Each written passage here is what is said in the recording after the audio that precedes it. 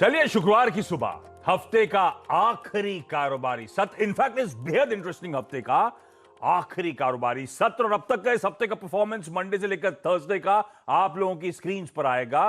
Monday तक दबाव में थे भारतीय बाजार। मंडे तक बैक टू बैक चौथा स्ट्रेट ट्रेडिंग सेशन था जब हमारे इक्विटी मार्केट्स कमजोरी के साथ ट्रेड कर रहे थे, पर उसके बाद ट्यूसडे इंट्राडे से एक बढ़िया रिकवरी, एक बढ़िया पुल बैक, और बैक टू बैक 3 दिन मजबूती के साथ हमने कामकाज होता हुआ देखा। तो एक अच्छी रिकवरी, अच्छा pull back trade Tuesday onwards इस एक्सपायरी तक बनता हुआ नजर आया। एक और हाईलाइट आप लोगों की स्क्रीन पर, वो एफआईआई के बिकवाली के आंकड़े $1 बिलियन प्लस के लेवल से कुछ कूल ऑफ होते हुए सेलिंग के आंकड़े नजर आएंगे। पर एफआईआई के सेलिंग के आंकड़े कूल ऑफ हुए, ये दरअसल डीआईआई की बाइंग ठंडी पड़ी है, इसलिए एफआईआई बेच नहीं पा रहे हैं, या वैसे वर्षा, ये पता चलेगा कुछ समय बाद, लेकिन ये इस समय की ताजा स्थिति है। ऐसे बैकड्रॉप में जान लीजिए आज का सेशन भी बड़ा इंपॉर्टेंट। तो इस वीकेंड पे जाने से पहले वो जो पुल बैक ट्रेड हमने ट्यूसडे ऑनवर्ड्स पकड़ा था, क्या वो कंटिन्यू होते हुआ नजर आएगा आज के सेशन में या नहीं। आज भी हमें बहुत इंपॉर्टेंट न्यूज फ्लोज को डाइजेस्ट करना है। वो कल का बहुत इंपॉर्टेंट ट्रेडिंग सेशन जो हमने सुबह कहा था, कई सारे न्यूज फ्लोज उसके बाद आते हुए नजर आए। तो वो फाइनल वर्डिक्ट जो आया है इलेक्शन आउटकम, उस पर शायद बाजार अभी भी रिएक्ट करे।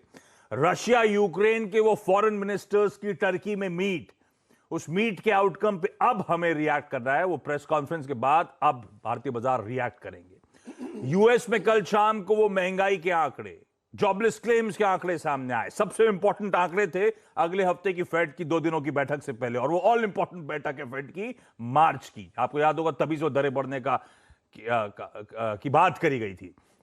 उस पे आंकड़े पे हमें रिएक्ट करना है। और इनफैक्ट कल ईसीबी के फैसले पर भी ईसीबी ने भी मार्केट को सरप्राइज कराया। उसने कहा है अपना स्टिमुलस प्लान से पहले वाइंड डाउन ईसीबी करता हुआ नजर आएगा, सूनर देन प्लान्ड, पैसा जाना है।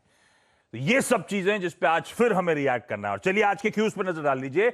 यूएस मार्केट्स में कल के ट्रेडिंग सेशन में फिर दबाव, 1/3 से 1%, 1/3 डाउ था, 1% नैस्डैक दबाव के साथ कामकाज करता हुआ नजर आया। ये बैक टू बैक 5वां स्ट्रेट वीक होने जा रहा है जब US markets week on week decline दिखाते हुए नजर आएंगे। तो ये इश्यूज तमाम लिंगर करते हुए, यूक्रेन क्राइसिस लिंगर करती हुई, लेकिन तब और अब स्क्रीन पर आएगा। हम डाइजेस्ट करके कहते हैं जितनी कमजोरी मोटा मोटी उतनी, या फिर नैस्डैक देख लेंगे तो उससे थोड़ी ज्यादा कमजोरी। और आज सुबह भी यूएस फ्यूचर्स ठंडे ही कामकाज कर रहे हैं। तो जो डाइजेस्ट किया था उतना, अगर डाउ देख रहा हूं, नैस्डैक देख रहा हूं, तो उससे कहीं ज्यादा दबाव हमें आज के सेशन के लिए डाइजेस्ट करना है।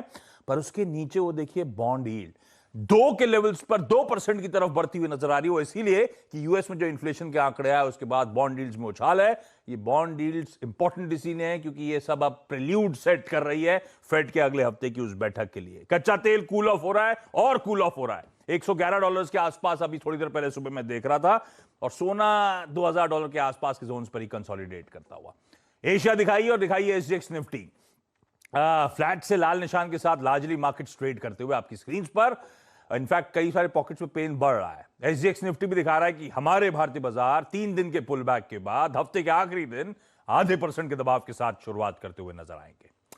तो फिर ग्लोबल मूड है कैसा, नीरज जी बगल में बैठे, इनसे समझेंगे, और वीरू समझाएंगे कैसे हफ्ते के आखिरी दिन हम लोग को करना है strategise. Neeraj ji good morning. कैसा मूड, अरे क्या क्या बहुत सारी चीजें थी, यूएस के डेटा पॉइंट्स, वो रशिया यूक्रेन बैठक, वो तो आपने प्रेल्यूड दे दिया था कुछ होने नहीं वाला, कुछ होने नहीं वाला, वो तो हुआ नहीं, लेकिन कुछ बयानबाजी से कुछ होप जाग रहे हैं और दिक्कतें एस्केलेट होने की तैयारी हो रही है। पर थक गए होंगे, 15-16 दिन हो गए आज तो। 15वां दिन है आज। हाँ। 16वां दिन हो गया। आज 16वां दिन हो गया, कल 16वां दिन था। अब 16 दिन से हो रहा है। कल एक बैठक हुई, बैठक फेल हो गई क्योंकि दोनों के बीच में जो टसल के इश्यूज है ना, हमको लगता है वहां पे क्लैरिटी नहीं है। नेटो को लेकर तो क्लैरिटी आ गई, अब टसल क्या है वो कह रहे हैं हम तो उसकी गद्दी भी नहीं गिराना चाहते। वही मैं कह रहा हूँ कि इसमें कौन क्या चाहता है इसकी क्लैरिटी भी नहीं है। देखिए, नेटो की मेंबरशिप उनके संविधान में लिखा हुआ है यूक्रेन की, हम लेंगे, लेकिन बॉर्डर टेंशन की वजह से चार्टर के मुताबिक दे नहीं सकते वो। तो उनका ये कहना है कि उसको हटा दीजिए, संविधान से नॉकडाउन करिए, तो वंस फॉर ऑल हमेशा के लिए हो जाएगा कि सब कुछ नहीं हो सकता। लेकिन वो इस समय हो नहीं सकता है, वो उस पर एग्री नहीं हो रहे हैं।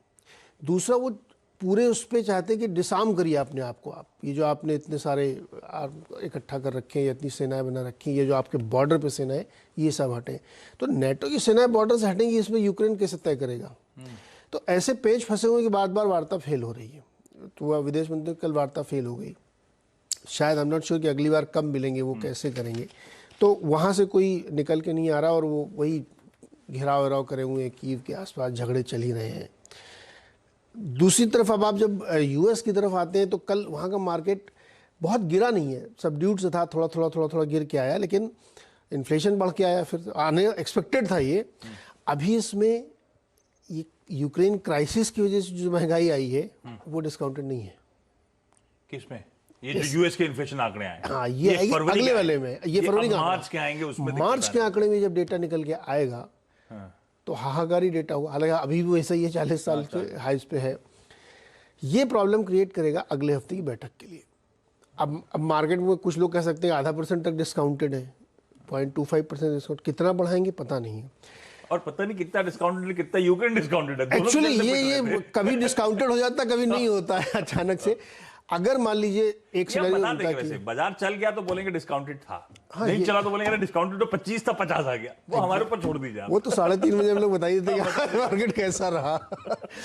एक जो समस्या है, एक मान लीजिए नहीं बढ़ाया उन्होंने, 0.25% रखा तो बाजार खुश हो जाएगा ना, इतना नहीं बढ़ाया इकोनॉमी।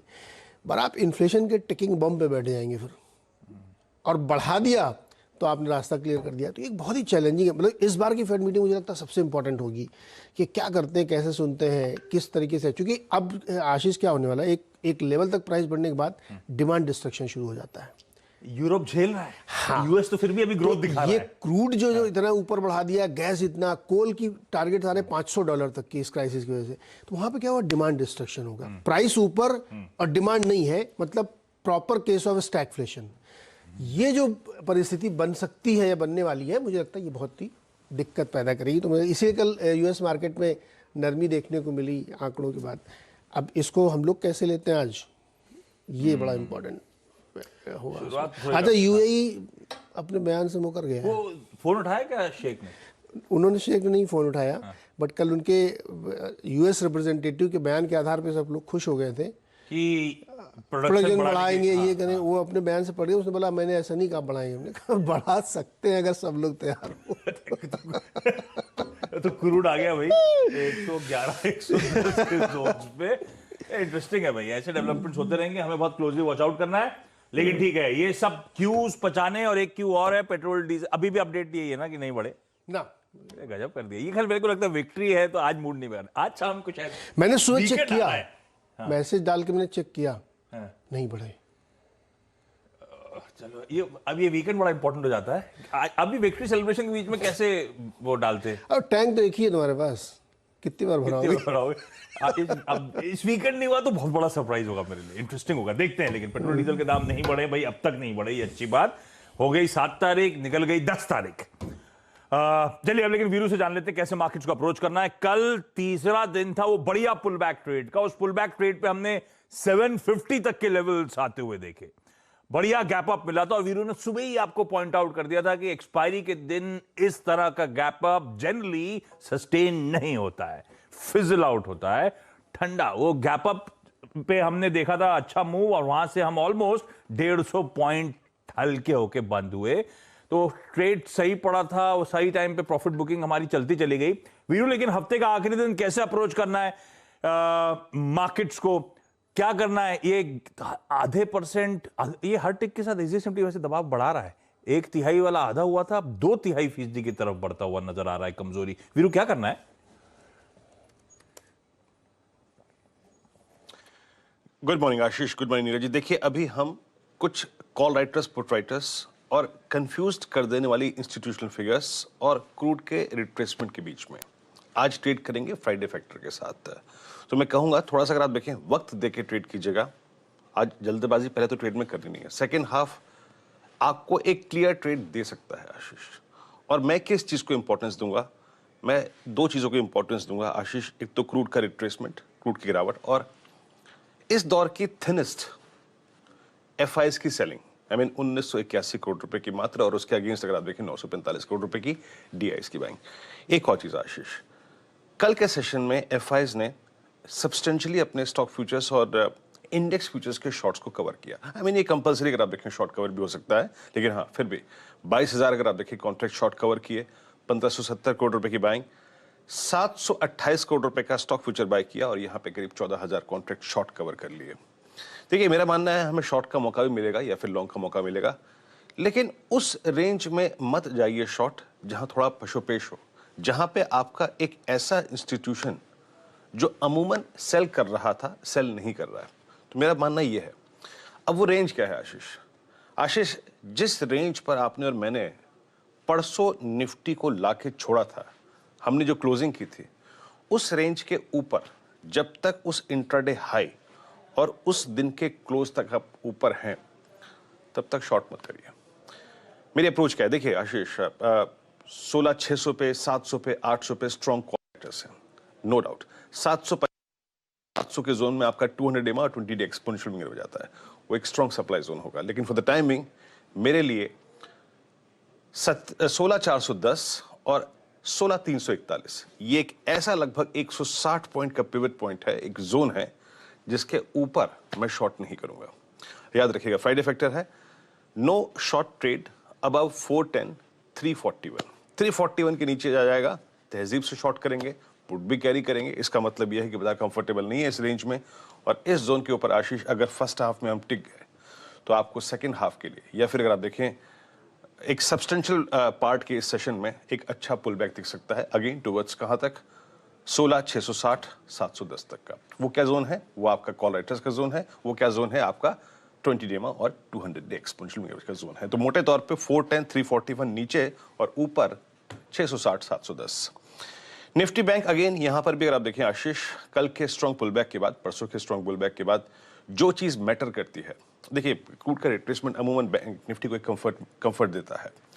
34,020 इसके ऊपर नो शॉर्टिंग थॉट्स। इसके नीचे जाएगा डेफिनेटली पुट पकड़ लेंगे ओपनिंग के वक्त या फिर मिड सेशन में या फिर क्लोजिंग में, लेकिन 34,000 के ऊपर नो शॉर्ट थेट्स। 34,000 के ऊपर, 34,200 के ऊपर डिप मिलेगा तो बाय करेंगे। और याद रखिएगा, बैंक निफ्टी बहुत स्ट्रांग हो जाएगा अगर ये 34,800 के ऊपर सेकेंड कंसेक्यूटिव सेशन जाए और ट्रेड करने लगे। तो आशीष, मेरी अप्रोच यहां है ये 410 341 के ऊपर नो शॉर्ट इन निफ्टी और 34,000 के ऊपर नो शॉर्ट इन निफ्टी बैंक। आशीष, एकदम क्लैरिटी के साथ वो लेवल्स आपको आपकी स्क्रीन पर नजर आएंगे। इंटरेस्टिंग है भाई, कच्चा तेल रिटेस कर रहा है, एफआईएस की बिकवाली खैर हर मैग्नीट्यूड तो बहुत दिनों बाद कम होता हुआ नजर आया, तो वो एक अच्छी खबर शायद, लेकिन ध्यान रखिएगा फ्राइडे फैक्टर भी है। अच्छा, इस बीच आपने वो नहीं बताया खबर में, अब नॉर्थ कोरिया भी आ गया है। हम सुने वो मिसाइल टेस्ट कर दिए एक कर दी, और यूएस ने उसको भड़काया भी है। सब ये पोस्ट वॉर की डायनामिक्स बदलनी है, सब तैयार हो रहे हैं। कल एक और बड़ी इंटरेस्टिंग बात हुई, जो चाइना के यूएस लिस्टेड शेयर उनकी धुनाई हो गई कल। क्या? अरे पता नहीं, आउट ऑफ द मुझे चाइना के जो यूएस में लिस्टेड शेयर्स हैं, हाँ, खूब जबरदस्त 2008 के बाद थोड़ा सेल ऑफ हुआ है। कुछ पक रहा है। तो ये चलिए और भी देखना डेवलप, अभी नहीं पंगा लेगा चाइना से, अभी पहले रशिया ने पटने देना चाहिए, नहीं तो मुश्किल हो जाएगा यूएस के लिए। ठीक है, ये सब डेवलपमेंट से रडार पर रखेंगे। अच्छा, आज का इवेंट्स कैलेंडर मैं खोल लूं।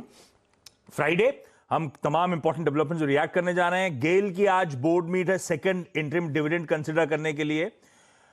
यूरोपियन लीडर्स की जो ईयू समिट चल रही है उसका डे 2 आज है। हमारे फॉरेक्स रिजर्व के, हमारे जनवरी आईआईपी के आंकड़े आ जाएंगे, यूके का जीडीपी आंकड़ा आ जाएगा, चाइना का व्हीकल सेल्स का आंकड़ा आ जाएगा। अभी तो 5 राज्यों के इलेक्शन खत्म हुए हैं, मोदी जी अगले राउंड की तैयारी करने निकल लिए हैं। यही ब्यूटी है इनकी। ये एक्चुअली ब्यूटी है। आज से 2 दिनों के गुजरात दौरे पर हैं, जिसमें रोड शो आज अहमदाबाद में, उसके बाद इलेक्टेड रिप्रेजेंटेटिव जो है पंचायत बॉडीज के, उनकी एक बड़ी रैली को एड्रेस करने की तैयारी। ध्यान रखिए, गुजरात इस साल के एंड में शायद पोल्स हो जाने की तैयारी कर रहा है, बिगुल वहां का बजने की तैयारी।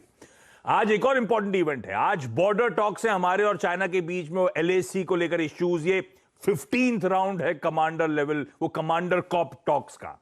इससे पहले की बैठकों में ऐसा नहीं कि बेनतीजा रही है, ध्यान रखें, बहुत डीएस्केलेशन हुआ है।